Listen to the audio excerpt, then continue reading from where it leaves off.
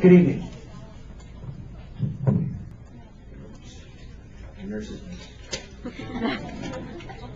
My name is Rick Bain, and I'm a respiratory therapist.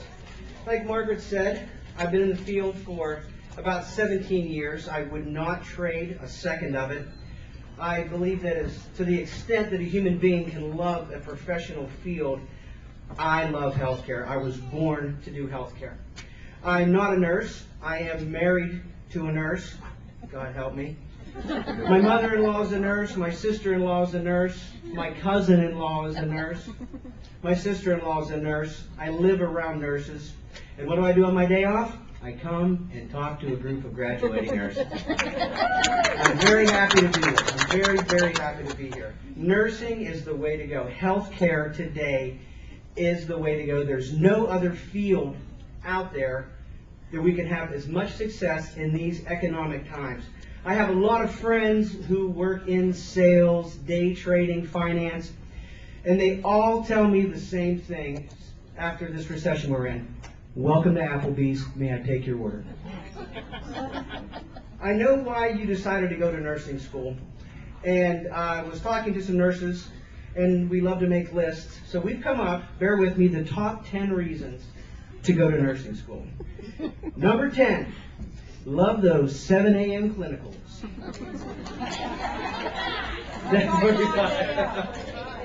Number 9, it costs as much as med school, but you get a real education. Number 8, 2 words, all-nighters. Number 7, enjoy having Mountain Dew and bags of M&Ms for breakfast. All been there.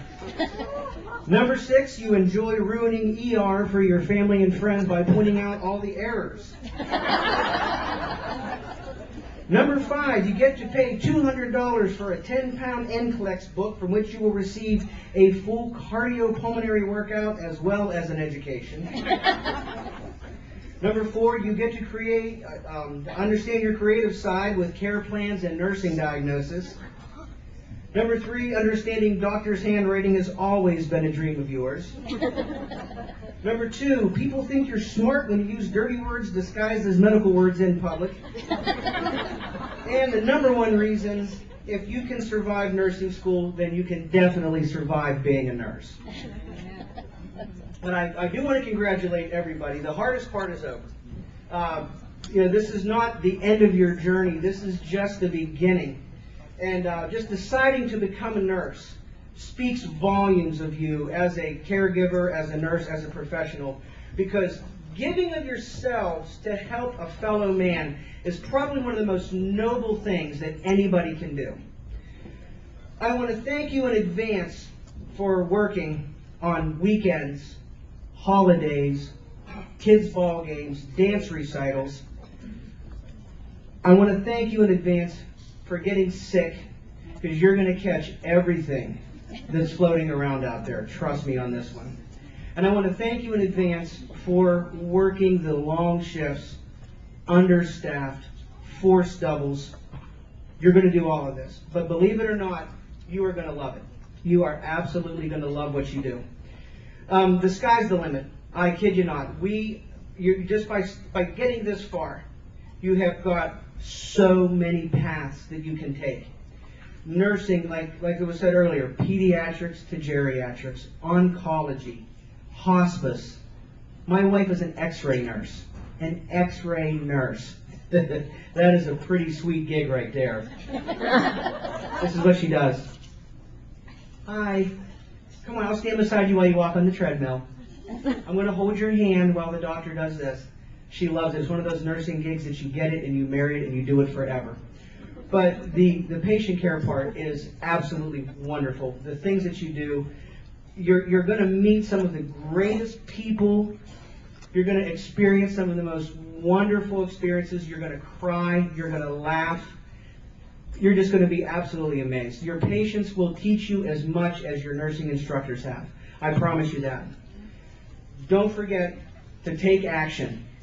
When you get to where you're going, if you're not happy there, move on. I would rather see a job-jumping nurse than a nurse staying in one position for 20 years and being miserable. Now, there's something to be said about staying in a job for 20, 30 years. That happens a lot, and that is very respectful. But just know that you can go anywhere. You can do anything that you want to do in healthcare as a nurse. You can move on, nurse practitioner. You can be a physician. I know doctors who started off as nurses, and they are the best doctors out there. I would have them take care of me, anybody in my family. I think they're wonderful. Be passionate about what you do. Be passionate about your job. Be passionate about the care that you give your patients. Be compassionate to your patients. They will hold you in very high regard for what you do. And I'm not talking about just knowing your medicine, by being there for them, by holding their hand, by talking to them, by listening to what they have to say, by showing real concern for your patients. You will be loved for that. Now let's talk about mistakes. We're all going to make mistakes. I have made mistakes. You will make mistakes. I'll never forget my very first day on the job after graduation. I got called to do a blood gas. Do we know what blood gases are? Anybody? We're familiar with blood gases, right? Not a happy procedure. So I get the order. I go up, pull the chart, verify the order. The patient's name was Bill. I'll never forget this. It was wonderful. I verify the order. I gather my equipment. I go into the room. I introduce myself to the patient. My name is Rick. I'm from respiratory care. I'm going to get a blood gas on you. This is where we check your oxygen, see how well you're oxygenating, see how well you're breathing. Just bear with me here. And I get to the patient. I clean the site. I penetrate with the needle. The guy goes, "Oh my gosh, that really hurt." I said, "I know, it's a big stick, but it hurts." And the guy goes, "Hey Bill, you ever have one of these?" The guy in the bed says, "Because I get them all the time." I was like, "Oh my God." Unbelievable. But that's a mistake that I made. I learned from that, and guess what? It has never happened again. I mean, mistakes are out there. Don't dwell on them. Make the best out of it. I'm going to give you a couple of examples of mistakes that can actually work out the right way. 1966, Searle Pharmaceuticals. One of the chemists is working on a medicine for ulcers. Time and time again, they're trying, it's not working. He licks his finger, and he notices something. This tastes fantastic. Guess what? We just invented NutraSweet. It was a mistake, but it worked out. It worked out for the best. Another example. 1998, our fine friends at Pfizer Pharmaceuticals, they're working on a blood pressure medication. And during the trial period, they give this medication for blood pressure to a group of middle-aged men called sildenafil. Well, their blood pressure does not go down. Something else happens. These gentlemen undergo a metamorphosis. Viagra was invented by a mistake. It is a drug that has made tens of billions of dollars. So once again, not all mistakes are bad.